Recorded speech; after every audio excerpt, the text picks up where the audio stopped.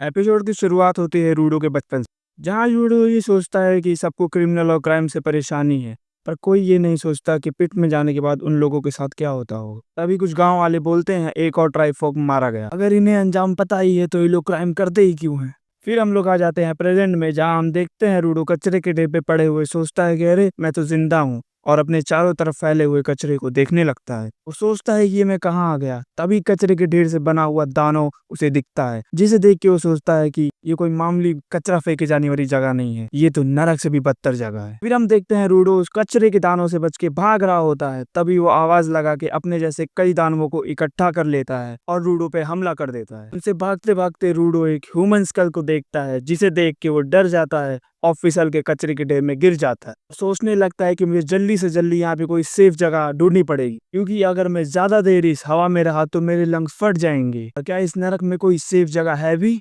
वहां की गंदी हवा पे सांस लेने की वजह से रूडो के मुंह से खून निकलने लगता है और वो बेहोशी की हालत में गिर जाता है। वहीं वो रेक्टो के बारे में सोचता है और खड़ा हो जाता है, ये सोचते हुए कि अभी उन सब से बदला लेना है जिसने उसे इस नरक में फेंका, जिसने उसे मर्डरर कहा। पर उन सब से पहले उसे उस आदमी को खोजना है जिसने रेक्टो को मारा, और ये सब करने के लिए रूडो का जिंदा रहना बहुत ही ज्यादा जरूरी है। और ये सब सोच के रूडो जोश में आ जाता है, वहां पे पड़े हुए एक लोहे का डंडा लेके उन दानवों का मुकाबला करने लगता है। ये सब करते हुए दूर से उसे एक आदमी देख रहा होता है, वो कचरे में पड़े हुए सामानों का यूज करके उन सब दानवों का मुकाबला कर रहा होता है। और हम देखते हैं रूडो जिस भी चीज को छूता वो एक हथियार बन जाती है। ऐसा लग रहा होता है जैसे कि रूडो के अंदर कोई शक्ति आ गई है, जिसकी वजह से वो इतना शक्तिशाली बन चुका है। तभी हम देखते हैं रूडो की तरफ दो दानव एक साथ हमला कर देते हैं, पर वापस से वही रेड एनर्जी दिखती है और वो दोनों दानव वहीं पे ध्वस्त हो जाते हैं।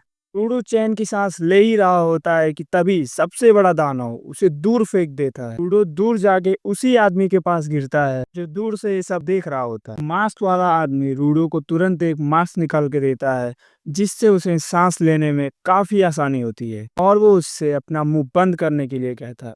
बार बार मना करने के बाद भी रूडो से चिल्ला चिल्ला के पूछने लगता है, मैं कहाँ पे हूँ और ये कैसी दुनिया है, मुझे इस दुनिया के बारे में कुछ बताओ। जिस पे वो आदमी बहुत जोर से गुस्सा हो जाता है और गुस्से में कहता है, यार तुम्हारी वजह से दानव ने हमें वापस से नोटिस कर लिया है, और ये कोई आम दानव नहीं है, इसे तुम किसी भी हथियार से मार के खत्म कर सको। तुमने जितनी भी आवाज मचाई है उसकी वजह से ये लोग वापस हमारे पास आ रहे हैं, इसीलिए मैं इतनी देर से तुम्हें तुम्हारा मुंह बंद करने के लिए कह रहा था। तुम किसी बेवकूफ की तरह बस चिल्ला ही जा रहे हो, चिल्ला ही जा रहे हो। और फिर हम देखते हैं कि वो मास्क वाला आदमी अपनी अम्ब्रेला को सीधा करता है और उसे एक हथियार में कन्वर्ट कर देता है, जिससे घुमा के वो दानवों को मार सकता था। और उसके हथियार के मारने के बाद वो दानव वापस से रीजनरेट भी नहीं होते हैं। एक दानव के मारने के बाद वहां पे बहुत सारे दानव इकट्ठा हो जाते हैं, और वो आदमी अम्ब्रेला की मदद से उन सारे दानवों को एक ही बार में धूल चढ़ा देता है। सबको तो वो मार चुका था, पर जो सबसे बड़ा दानव था, अम्ब्रेला की पावर्स का बहुत ज्यादा इस्तेमाल करना पड़ता है, पर आखिर में वो दानव भी मर ही जाता है। ये सब करता देख रूडो बहुत चौंक जाता है और उसे पूछता है कि आखिर में तुम हो कौन। जिस पे वो आदमी अपना मास्क उतारते हुए कहता है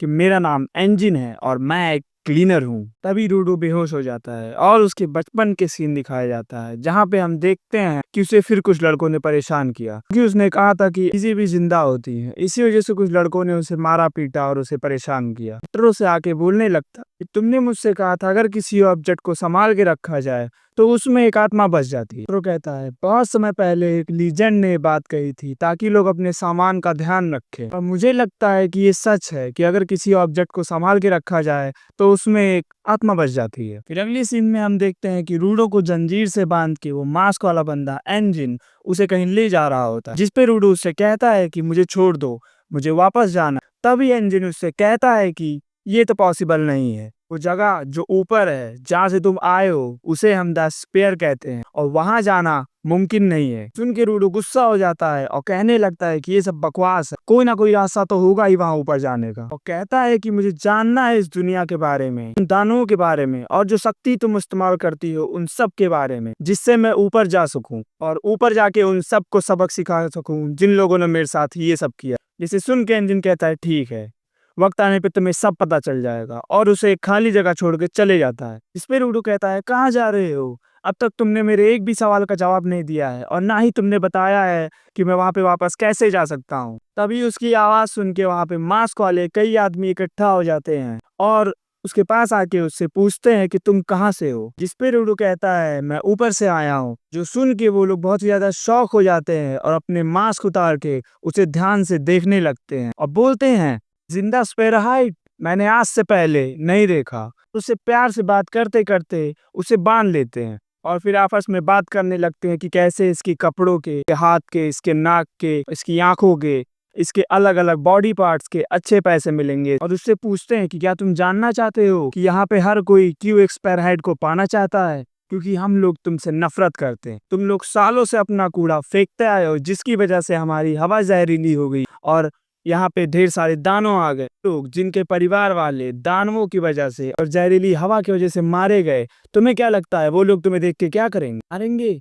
नहीं, वो लोग तुम्हें तड़पाएंगे और तुम्हें तड़पाते हुए सबको दिखाएंगे और हम लोग शौक से देखना चाहेंगे तुम्हें तड़पते हुए। तभी उनमें से एक आदमी रूडो के सामने सड़ा हुआ खाना लाके डाल देता और उसके मुंह में जबरदस्ती खाना ठूसते हुए कहता है कि लो खाओ, तुम्हारे लिए तो ये खाना भी कचरा ही होगा, पर ये खाना हम बहुत दिनों से खाते आए हैं और पता नहीं कितने दिनों तो अभी खाना पड़ेगा। वो आदमी ये सब कह ही रहा होता है कि तभी रूडो खाने के साथ साथ उस आदमी की उंगलियां भी काट लेता है और चबाने लगता है। कहता है कि ना ऊपर मुझे चैन से जीने दिया और ना ही नीचे, अपने हिसाब से लोगों पे इल्जाम थोपना बंद करो। ये कहते कहते रूडो बहुत ही ज्यादा गुस्सा हो जाता है और हम वापस से उसी रेड एनर्जी को देखते हैं, जिसके वजह से रूडो के अंदर बहुत ज्यादा शक्ति आ गई। तभी रूडो उस गाड़ी से चैन तोड़ के बाहर आ जाता और उस चैन को अपने हाथों में पकड़ता है। उसकी छूते वक्त ही चैन एक धारदार हथियार बन जाती है और वो उस चैन से उन लोगों को मारने लगता है। इंजन ये सब दूर एक पहाड़ी से देख रहा होता है और कहता है जो किसी ऑब्जेक्ट को जिंदा करके उसकी पावर्स को इस्तेमाल कर सके